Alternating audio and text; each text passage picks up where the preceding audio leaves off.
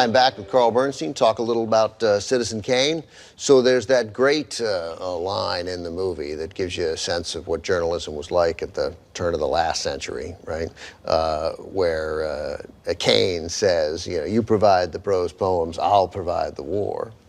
And really, that's only a slight bastardization of the actual quote from William Randolph Hearst, which gave us the Spanish-American War. Oh, remember, there was no television, so that people got their news from newspapers.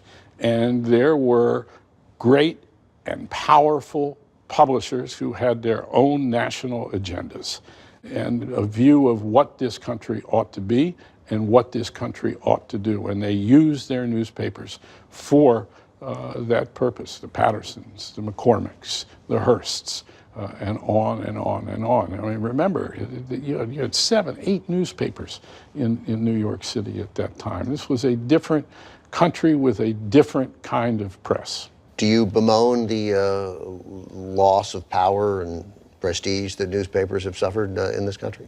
Well, of course, I regret what has happened to newspapers.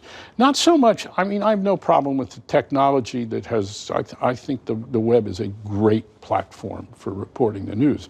My regret is about the news organizations that have disappeared. Great news organizations disappeared along with those newspapers.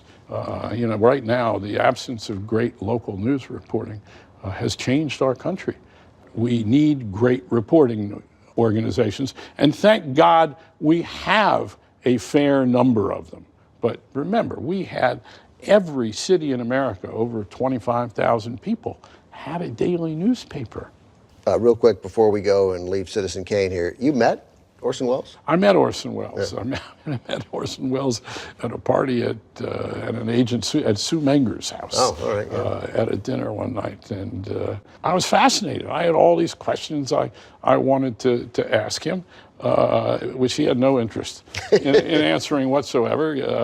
I remember the actress Geneviève Bujold was there and might have come with him, and he was far more interested in asking her questions than my asking him questions and him answering mine. He had a different goal for how the rest of the night was going to play out than you, I think. Yeah. But he was all of the commanding presence that you would expect, both in size, volubility. It was quite remarkable, and one of those things you don't forget.